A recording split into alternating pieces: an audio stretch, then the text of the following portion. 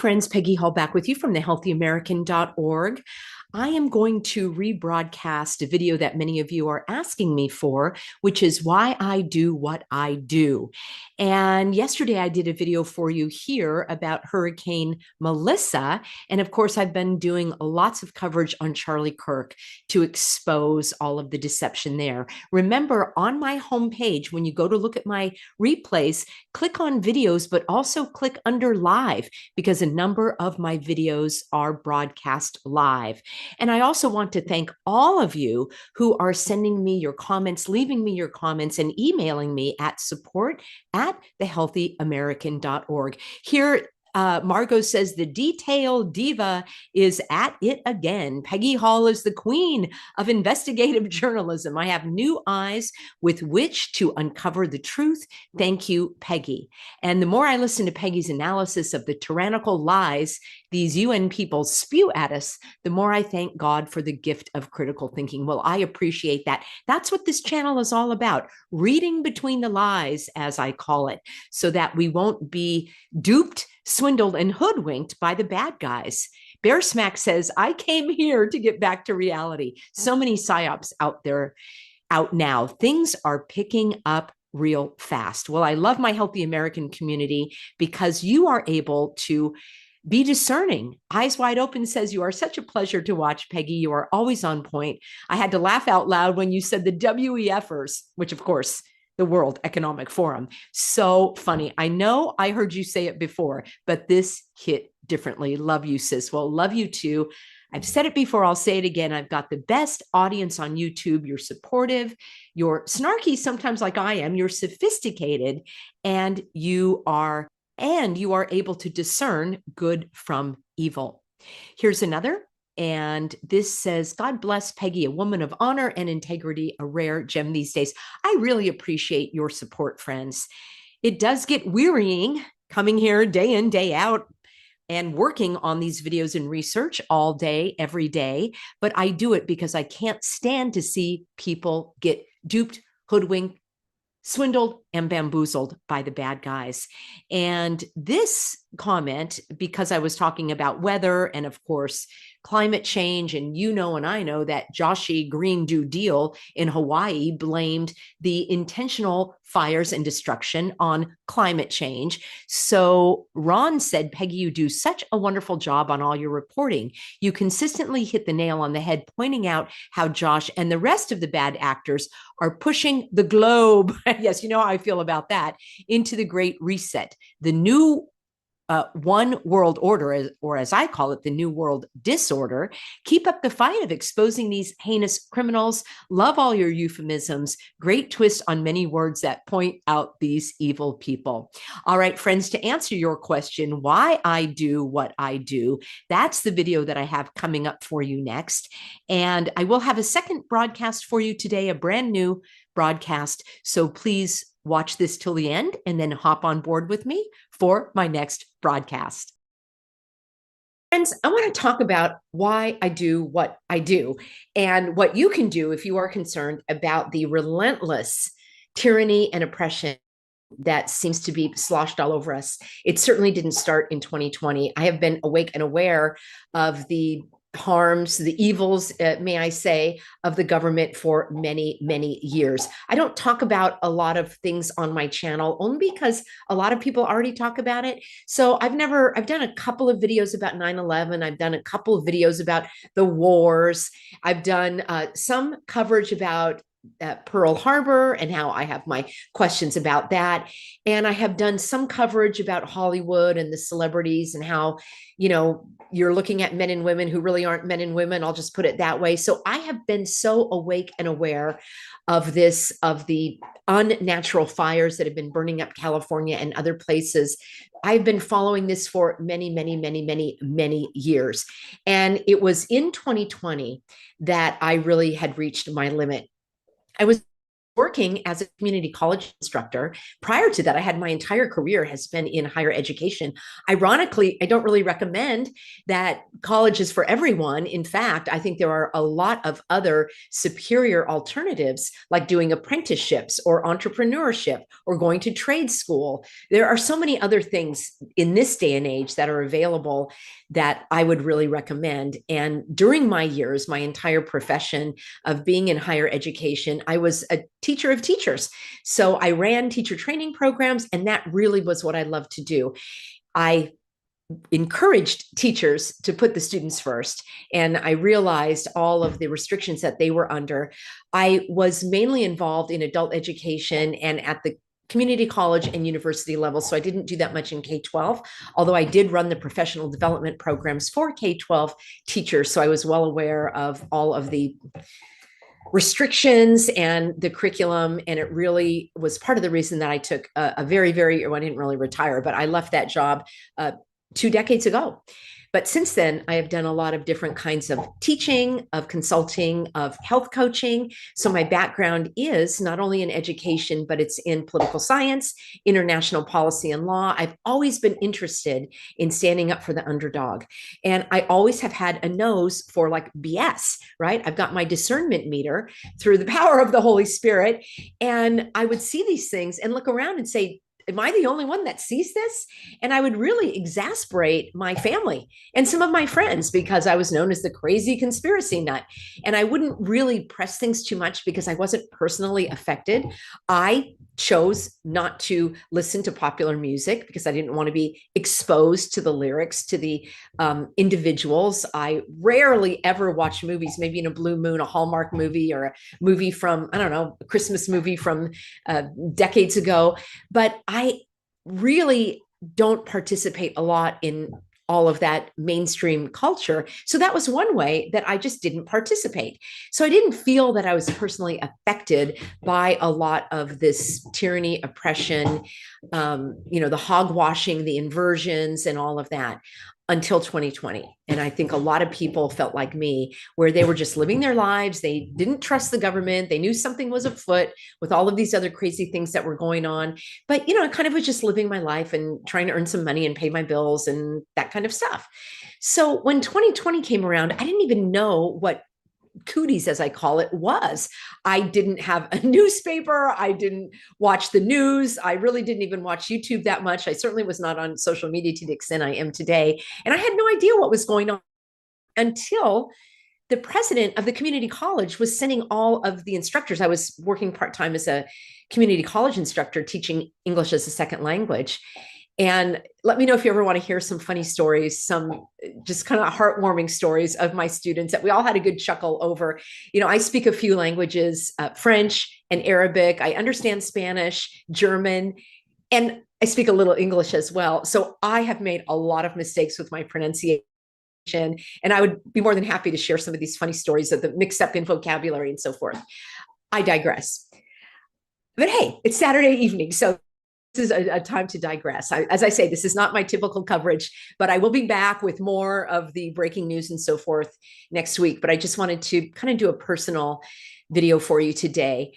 So I was teaching English as a second language as a community college instructor. And I was getting these emails from the president saying, oh, there has been a case detected in Orange County. Oh, another one has shown up here. I'm like, what is he even talking about? Who even cares? Why do I care if somebody's sick? I mean, I would care if it's a family member and there's something I could do for them. But why do I care about some sort of outbreak? I mean, it has nothing to do with me. It's like, why would I care if there is a blizzard in New York unless I'm traveling there? So these things that were being reported were so outlandish. And I was getting wind of it through the community college president, who, by the way, you could not be any more woke than this guy, who led the charge to remove the mascot from Saddleback College, right?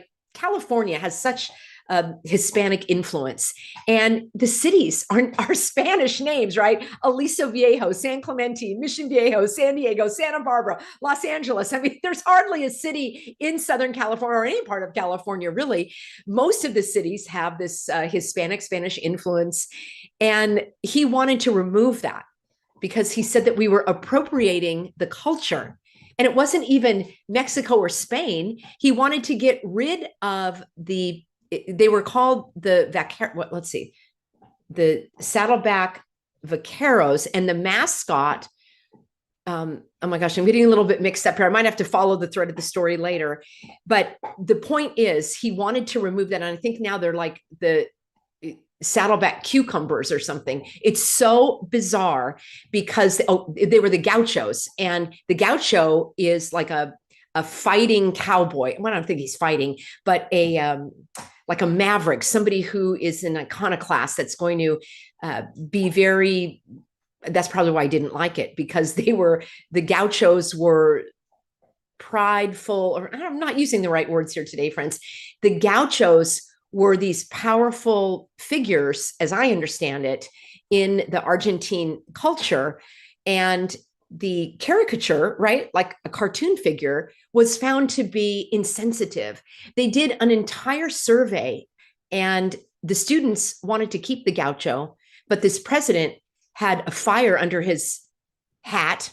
And so he decided that he was going to have this be, his accomplishment. And sure enough, somebody's going to have to look that up. It was so distasteful for me. I didn't even want to follow it. By that time, I was no longer teaching there because they never offered me another contract. So that's what happened. I got kicked out of my 2 jobs. I was teaching also like a fitness class for the city of San Clemente. That was also as a contract instructor. And I'm emailing the college and the city saying, you don't have to shut down. You don't have to cancel these classes. There's no law that requires you to do that. Well, welcome to my initiation into understanding how these governments worked, because even the community college is a type of, government body that oversees things. So they were all in cahoots with the governor. And I'm just shaking my head going, you got to be kidding me.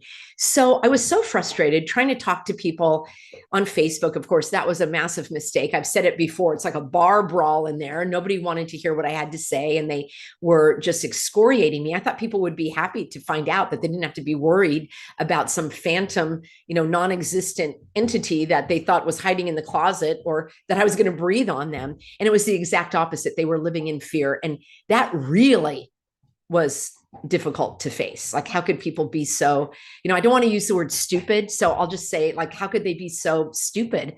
And it was, I'm sure you can agree at how shocking that was. Maybe you're ahead of things and you realized how people would react. But I knew that the government wanted to control us. I didn't realize that my fellow Americans, who can't even earn the word American, would go along with it so willingly without even questioning it.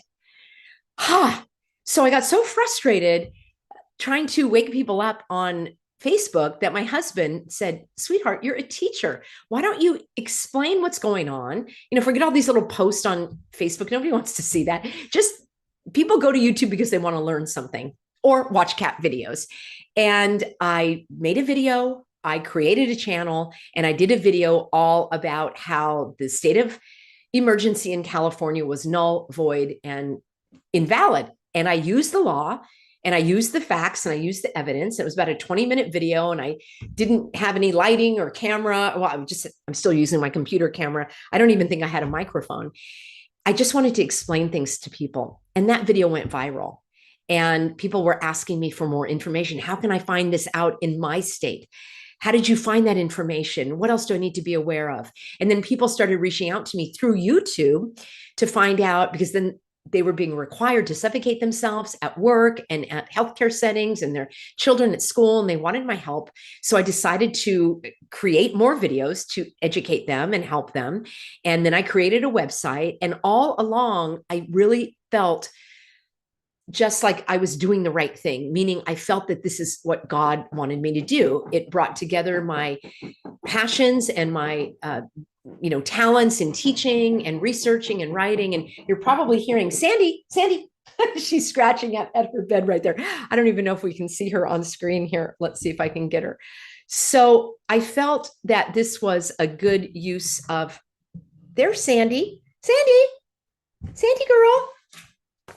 There she is. She likes to wear her hair back like that. What a good little girl she is. So anyhow, getting back to the story, I felt that God had me do this, and I felt that I was in a position to actually be of service to people. And The other reason I do this is because of your encouragement. I have been so supported by my lovely, healthy Americans. I've said it before and I'll say it again. I have the best audience on YouTube. I have very few trolls, but boy, when I do, they really are kind of strange. And I just want to help people live in freedom. I want to defend freedom. I want to defend our truth. I want to defend God's truth. I want to live honoring God. I want to encourage people to persevere, to be determined, to be optimistic, to not throw in the towel and give in, give up, and give over their freedoms. It's so heartbreaking to me.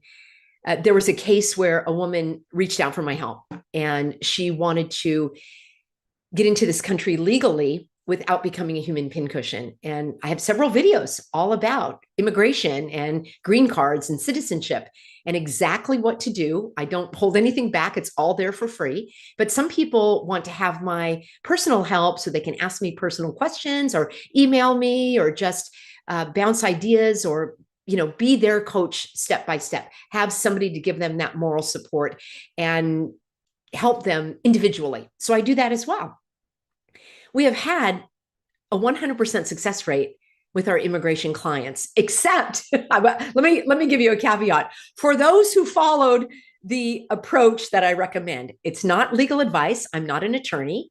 I provide education and coaching and advice, and I help people navigate the pitfalls. I help them navigate the paperwork. I don't fill any of it out. They do everything. So it's all about education and information. No different than if you were applying for a job and you wanted to dust off your resume and you went to a job coach. I guess maybe that still exists these days. Maybe AI does it all. And you want somebody to look over your resume and make sure that it looks good. And then the job coach is giving, ideas about strengthening the resume and so forth. It's that kind of thing. So, I don't sell letters. It's nothing like that. It's literally helping people understand their rights and then how to express themselves without falling into any pitfalls. And it's very clear and it's very straightforward. Even in immigration, I have attorneys sending me their clients because they don't specialize in that part of the immigration paperwork.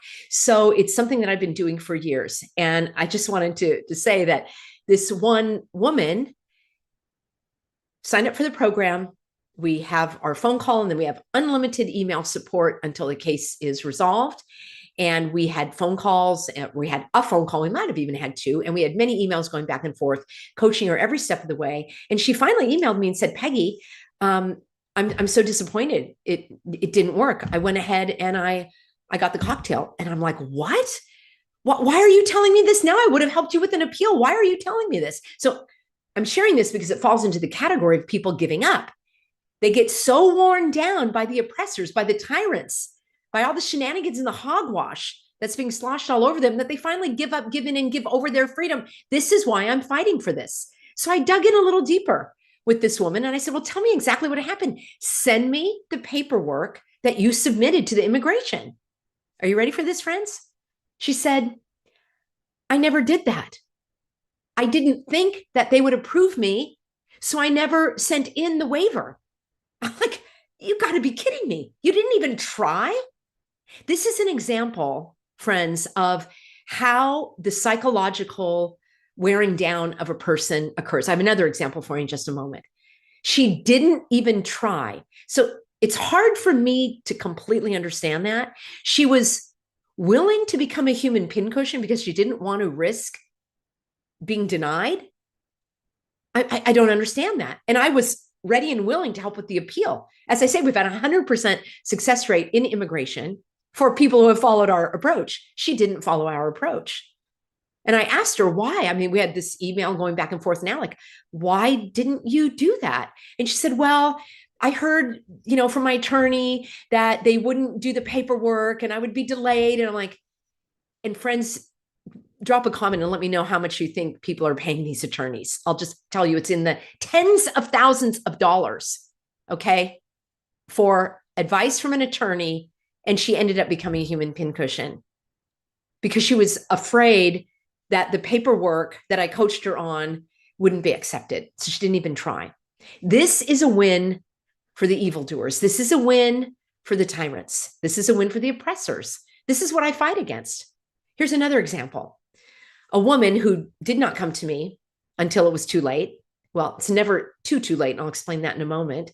She was a nurse at probably Kaiser because they're the worst of the worst of the worst. And she was a single mom, as I understand it, with a 13 or 14-year-old who was put on unpaid leave because she didn't become a human pincushion. You know, as healthy Americans, that's completely illegal. And what you do if that happens to you is you file all of your formal complaints. And I understand in California, they're probably going to go nowhere fast, but you are creating a paper trail so that if you were to find an attorney who could take your case, you at least have all your documents in order. The other thing that you do is you apply for unemployment. And the reason you do that is because unemployment does not mean you're out of a job. It means you're out of wages. And it's illegal for that woman to have been put on unpaid leave. That would be like being put on unpaid leave because you have of your certain skin color or you of a certain weight or age. It's illegal to discriminate against someone based on those characteristics. Now, Kaiser was behind all of this because they were in cahoots with the government. Interestingly, they were being sued by the government for fraud, Medicare fraud. I mean, the whole thing is just so despicable. It is the sea of evil. But here's the story for this woman.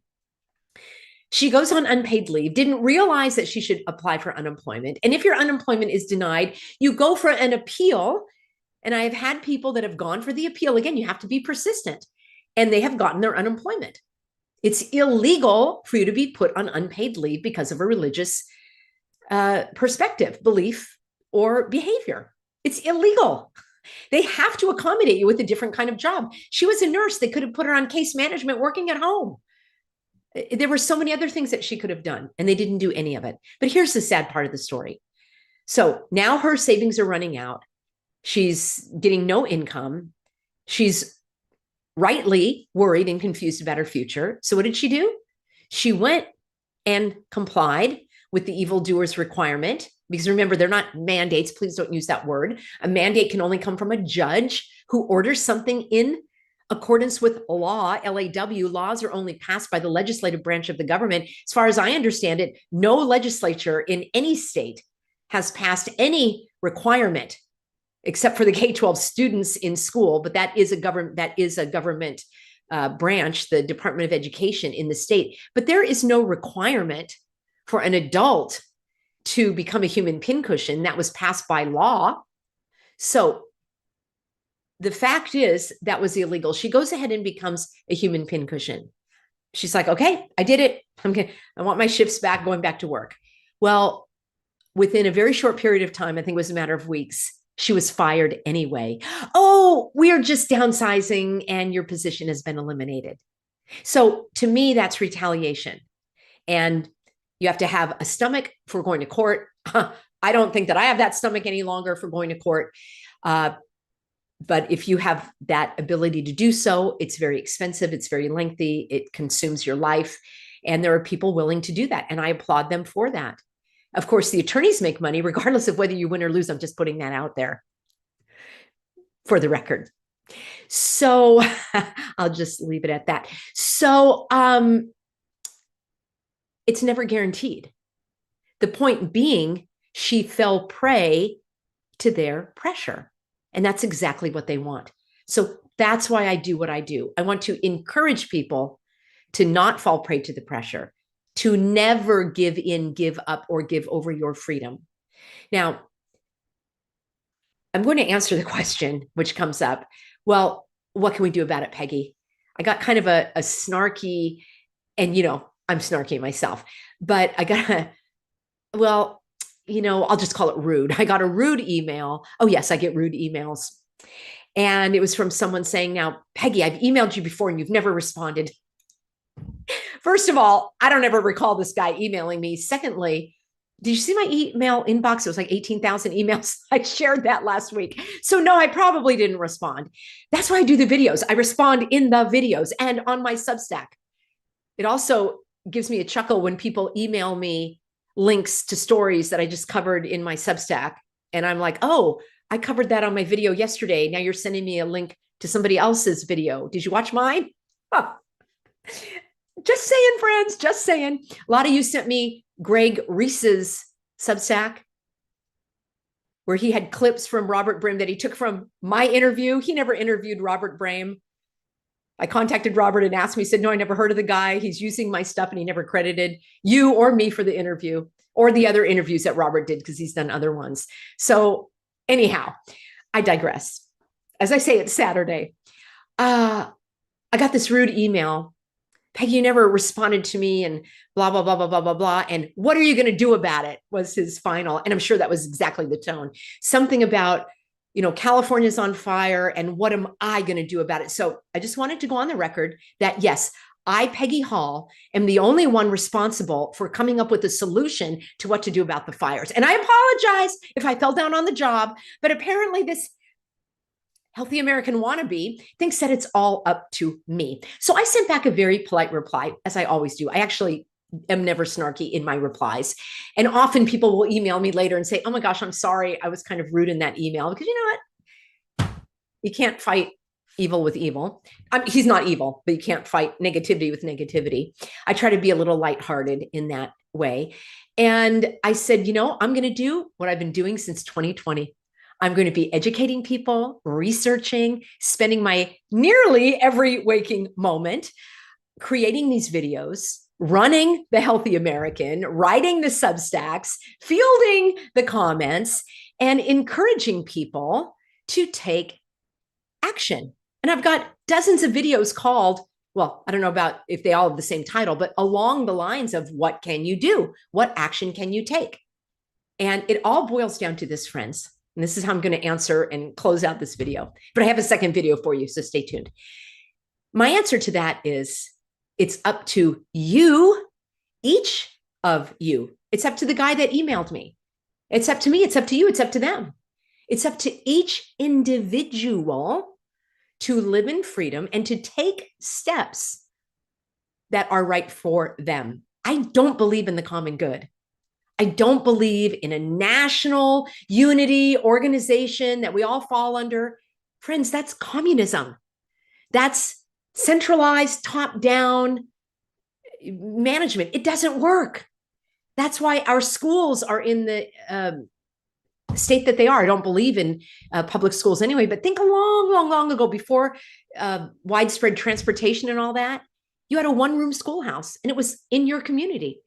And hopefully there was somebody that was able to teach the children, or the parents were there helping. This was the old one-room schoolhouse. I'm not saying it, it was picture perfect back then there by any means, but it was local is the point that I'm getting at. You had local markets where you exchanged and you knew your neighbors.